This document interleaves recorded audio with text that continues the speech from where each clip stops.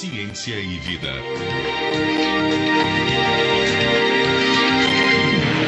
Uma doença que interpreta o paciente como o próprio causador da doença, doenças inflamatórias que podem até afetar a vida social da pessoa, será que tem cura? Hoje o nosso tema aqui no Revista CBN, doenças autoimunes. E sobre esse assunto eu converso agora com o neurologista Cícero Galli Coimbra, que também é professor livre-docente do Departamento de Neurologia e Neurocirurgia da Universidade Federal de São Paulo. Professor Cícero, muito boa tarde. Boa tarde, Pétria, meus cumprimentos aos seus ouvintes e muito obrigado por essa oportunidade de conversar a respeito de um tema que é de extrema importância para a saúde pública. De extrema importância, tanto que os ouvintes já estão mandando uma série de mensagens aqui para elucidar. Eu queria, para começar, o senhor que é um pesquisador, e a gente vai falar também enfim, pesquisas no sentido dos tratamentos ou cura, e é isso que a gente quer elucidar. Mas, para começar, o que são as doenças autoimunes, professor Cícero? São doenças em que o próprio sistema imunológico do indivíduo se volta contra ele, atacando diversos locais. Dependendo do local onde ele ataca, você tem uma ou outra doença autoimunitária. Por exemplo, se ele atacar uma substância, uma estrutura do sistema nervoso central chamada de bainha de mielina, você desenvolve esclerose múltipla. Se ele atacar as articulações, você desenvolve artrite reumatoide. Se ele atacar os vasos sanguíneos, ele desenvolve lúpus. Se ele atacar a pele, psoríase. Então, existem dezenas, na realidade, de doenças autoimunitárias. É difícil encontrar uma especialidade médica que não tenha 2, 3 ou 4 doenças autoimunitárias diferentes. Agora, é possível dizer que essas doenças têm sido mais diagnosticadas nos últimos anos ou que tem havido maior incidência delas na população? Tem, sem dúvida, ocorrido maior incidência na população. Tome-se como exemplo uma doença em que não existe possibilidade de passar sem o diagnóstico, como é o caso do diabetes do tipo 1, em que o sistema imunológico ataca o pâncreas, especificamente as células produtoras de insulina no pâncreas. A ocorrência dessas doenças tem se elevado em 6% ao ano na Europa. É um número altíssimo. Oi? É um número alto. Muito, porque a cada ano a população europeia é uma população relativamente estável. E a cada ano, 6% a mais das crianças europeias, 6% a mais do total de crianças portadoras de diabetes do tipo 1 se eleva a cada ano. Agora, sem dúvida alguma tem ocorrido uma maior incidência, está se elevando o percentual de pessoas na população geral que é afetada por elas. Agora, existe alguma causa para essas doenças? Assim, isso já conseguiu ser descoberto pela ciência? São opiniões controversas em relação a isso. A minha opinião particular e a diversas outras pessoas, pesquisadores que trabalham com essas doenças, indicam que a causa dessa doença está muito bem conhecida. Na realidade, talvez seja um conjunto de 3 fatores atuando juntos no mesmo indivíduo. Que são? O principal de todos é a redução da produção pela pele de uma substância que, ao ser descoberta em 1918, foi erradamente chamada de vitamina D, D de dado. Hoje se sabe que essa substância ela é, na realidade, um hormônio. E nos últimos 2 anos se descobriu que esse hormônio ele não tem apenas a função tradicionalmente conhecida na época em que foi descoberto, de favorecer a absorção de cálcio ao nível do intestino, mas ele também tem diversas outras funções em todas as células do nosso organismo. A estimativa de pesquisas feitas em 2010 indicam que 229 funções, ou se você preferir, genes, são controlados por esse hormônio esteroide, a vitamina D. E hoje em dia existe um rosário crescente de doenças que vêm sendo associadas, ou seja, ou provocadas ou facilitadas pela ocorrência dessa deficiência. Da vitamina D. Da vitamina D. Que é aquela vitamina do sol? Exatamente. A pele produz a vitamina D, tal como uma glândula endócrina o faria, e só produz essa vitamina D sob condições de exposição solar. Você tem que ter uma extensão de pele suficientemente grande para produzir quantidades adequadas e se expor ao sol no horário correto.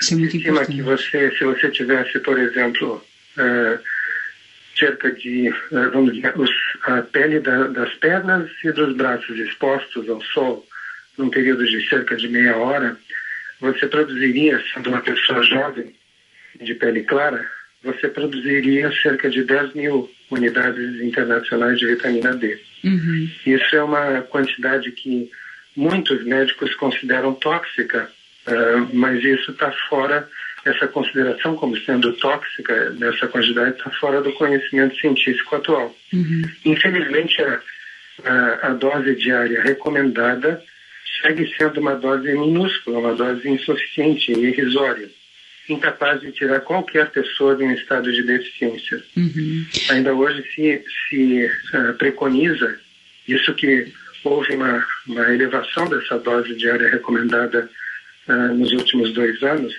mas se preconiza 400 a 600 unidades como dose diária recomendada. Então, doutor, mas 20 a 30 minutos produzem 10 mil unidades. Agora, essas doses de vitamina D, elas causam o mesmo efeito caso você tome como se fosse um suplemento, por exemplo? É isso que está sendo pesquisado? Exatamente. Hoje em dia você encontra doses de 10 mil unidades vendidas sem receita médica nos Estados Unidos, por exemplo, que é o país pode-se dizer, do país onde existe maior quantidade de processos contra médicos. E mesmo nesse país, 10 mil unidades hoje é vendido sem receita médica porque não produz nenhum efeito tóxico. Quem jamais ouviu falar de uma pessoa que ficou no sol durante 10, 15, 20, 30 minutos e teve que ser atendida por intoxicação por vitamina D. Mas ainda não se tem uma conclusão a respeito. São esses estudos que o senhor vem se debruçando a respeito dessa importância da vitamina D. A conclusão a respeito disso existe. O que não existe é a disseminação desse conhecimento na classe médica. Entendi. Isso não é verdade, mas a conclusão é definitiva. Se você der 1000 unidades para uma pessoa, você não tira ninguém da deficiência. Se você der 5 mil unidades, você tira uma fração dessas pessoas da deficiência. Se você der 10 mil unidades, você tira todos da deficiência e não tem risco de intoxicação por vitamina D. Entendi. Agora, para essa população que tem a doença autoimune, que tenha sido diagnosticado com isso, pode tomar esse tipo de suplemento que se compra na farmácia? Isso é importante que fique claro. Os suplementos que são vendidos na farmácia têm uma quantidade irrisória de vitamina D. Não vai adiantar. São vendidos na farmácia aqui no Brasil. Tá? Mas, sem dúvida alguma, uma pessoa adulta, sendo adulta, ela pode tomar 10 mil unidades sem nenhum risco de provocar qualquer problema para a sua saúde, e as pessoas que têm doenças autoimunitárias vão ter um grande benefício ingerindo essa quantidade, sem risco de intoxicação por vitamina D. Isso pode prevenir? Pode prevenir também a pessoa que quer uma vida saudável e enfim, queira já fazer uso dessa vitamina. Isso é saudável, doutor Cícero? Sem dúvida alguma. Se você leva uma vida em que você vive em ambientes reclusos por razões profissionais, por exemplo, você vive em hospitais, fechados, médico, né? Aqueles lugares sem janelas, de jornal ou de rádio, né? Em um escritório de advocacia, você deve, não é que você possa, você deve fazer uso de uma dose mínima de 10 mil unidades de vitamina D, e a quantidade de doenças que você vai prevenir com isso varia desde todas as doenças autoimunitárias, aqui nós estamos falando de prevenção, né? Varia de todas as doenças autoimunitárias, hipertensão, diabetes, doenças cardiovasculares como angina, infarto, derrame. Além disso, você vai prevenir por exemplo, grávidas que têm níveis baixos de vitamina D, usando essa dose, deixariam de ter a possibilidade de desenvolverem eclâmpsia e pré-eclâmpsia, que são situações de risco de vida para a mãe no final da gestação, deixariam de ter abortos no primeiro trimestre da gestação e deixariam de correr o risco de dar à luz a uma criança com comportamento autista. Isso é uma das últimas descobertas. Você tendo níveis baixos de vitamina D, muito baixos de vitamina D durante a gestação, seu bebê pode nascer autista, já devido à grande importância que esse hormônio esteroide tem para o desenvolvimento do sistema nervoso. Tanto é que tem sido chamado pelos neurocientistas de hormônio neuroesteroide. Uma das grandes vantagens é você prevenir o câncer. Se estima que se você desse 5.000 unidades, que é a metade dessa dose que nós estamos conversando, se você desse 5.000 unidades para toda a população adulta, você diminuiria em 40% o número de novos casos de câncer. Agora, doutor Cícero, eu quero, muitos ouvintes estão mandando mensagens para a gente aqui, eu queria poder só responder alguns deles. Por exemplo, a Terezinha Vitorino, ela mandou o seguinte... E quem quiser mandar mensagem pode mandar aqui para o petri@cbn.com.br. Ela diz o seguinte: doutor, minha mãe tem 87 anos, vem se queixando de dor nas juntas das mãos e dos pés. Reclama que sempre aparece uma mancha escura posterior à dor. Depois de uns 2 dias desaparece e vai para outra parte do corpo. Isso pode ser artrite reumatoide ou outra doença autoimune? Quais exames ela deve fazer? Isso pode ser artrite reumatoide, mas não é como ter a condição de diagnosticar apenas com esse relato breve. Poder ser uma doença autoimune, sem dúvida alguma pode. E os exames que ela deveria fazer devem ser solicitados pelo médico responsável. O médico tem condições de fazer o diagnóstico diferencial. O que nós temos observado é que não existe disseminado dentro da classe médica a importância de corrigir os níveis de vitamina D. Já se sabe, por exemplo, que uma pessoa que tem esclerose múltipla, ela pode ter níveis, quanto mais baixos forem os níveis de vitamina D que ela tiver, mais surtos e mais sequelas ela vai desenvolver, mais agressões, mais lesões na ressonância nuclear magnética vão ser demonstradas no cérebro dessa pessoa. Isso faz com que não exista a mínima, mas nem sequer meia ou 1/4 de justificativa para se deixar pessoas com esclerose múltipla com deficiência de vitamina D. Já existiria a obrigação ética de se corrigir, mesmo que a pessoa não tivesse doença alguma, para prevenir diversas outras doenças. Doutor Cícero, a gente tem outra pergunta aqui do ouvinte, Humberto Ferreira. Ele manda uma questão que eu acho bem pertinente. Ele fala o seguinte: quais fatores impedem o portador de lúpus ou esclerodermia se expor aos raios solares? Isso pode existir risco de morte? É a pergunta do Humberto Ferreira. Sim, não digo risco de morte, mas sim as lesões de pele, por exemplo, do lúpus, sabidamente pioram pela incidência direta de raios ultravioletas, né? Então, e são justamente esses raios ultravioletas que propiciam a produção de vitamina D. Então, nesses casos, o que se deve fazer? Como a vitamina D talvez tem sido chamado de o maior, mais poderoso hormônio esteroide do nosso organismo, e o grande controlador, regulador do sistema imunológico, na ausência dele a pessoa fica com dificuldade de combater infecções, ou seja, ele perde potência, mas ao mesmo tempo, na ausência dele também o sistema imunológico pode atacar o próprio organismo. Nessa situação, a gente não recomenda que a pessoa se exponha ao sol no primeiro momento. Em primeiro lugar, ela seja adequadamente suplementada com vitamina D. Se o médico tiver condições técnicas, ou seja, treinamento adequado para fazer isso, ele pode usar doses altas de vitamina D com precauções relativas à dieta e à hidratação. Doutor, de tal forma que a doença se torna controlada. Depois de controlar a doença dessa forma, ele pode ter uma exposição solar normal, porque ele provavelmente não vai ter lesão alguma na pele que impeça a exposição ao sol. Olha, são muitas perguntas que chegaram, que estão chegando aqui. Eu vou fazer só a última, que é uma pergunta em comum a muitos ouvintes aqui. O uso da vitamina D também atua no caso da tireoidite de Hashimoto. E aí os ouvintes perguntam de novo qual a dosagem saudável para se tomar de vitamina D no intuito de prevenção e também, enfim, tratamento.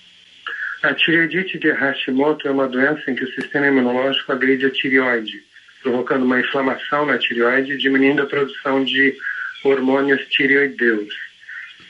Normalmente, a conduta médica tradicional é permitir que o sistema imunológico ataque livremente a glândula tireoide e, à medida que ela vai reduzindo a sua produção de hormônios, o médico endocrinologista repõe esses hormônios conforme a necessidade. Ele sabe que se ele der imunossupressor, ele vai piorar, em termos gerais, ele vai acabar piorando mais a condição geral do paciente. Então, ele não tenta impedir o sistema imunológico de atacar o organismo, mas acaba apenas repondo os hormônios que não estão sendo produzidos. A conduta, no nosso entender, correta é tratar essas pessoas com altas doses de vitamina D, com as precauções de dieta e hidratação que eu mencionei, de tal forma que você permite que a glândula volte a produzir os seus próprios hormônios e você não obrigue o paciente a ficar a vida inteira repondo hormônios da tireoide. Eu gostaria de só, se você me permitir, fazer uma última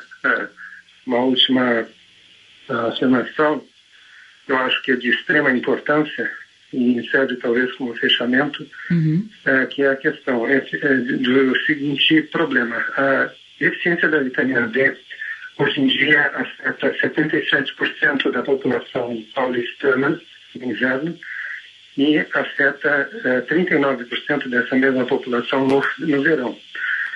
No início de abril, se verificou nos Estados Unidos que apenas 0,9% da população estariam com níveis que seriam chamados de um pouco acima do limite mínimo normal estabelecido pela Sociedade de Endocrinologia, o que se caracteriza isso como uma pandemia mundial.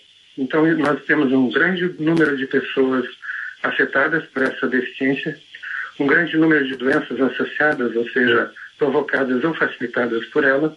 E o terceiro fator que acaba transformando isso numa tragédia de saúde pública é o fato de que a classe médica se mantém alheia a esses novos conhecimentos.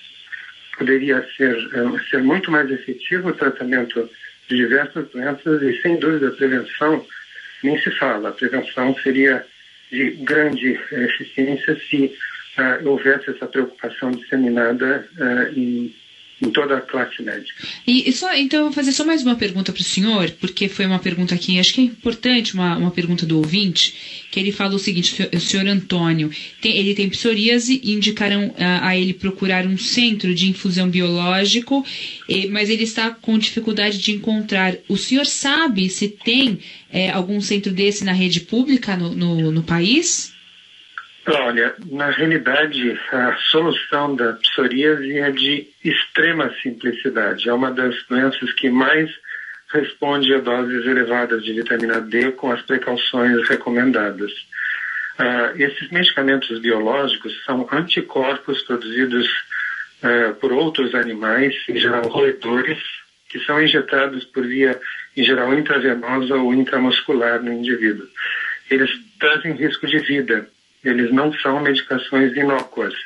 Então, no meu entender, essa minha opinião forte, firme, inabalável, o uso dessas medicações biológicas substituindo o recurso que a própria natureza desenvolveu com o objetivo de manter o sistema imunológico trabalhando de uma forma regulada, que seria esse hormônio esteroide chamado erradamente vitamina D, essa substituição estaria completamente errada.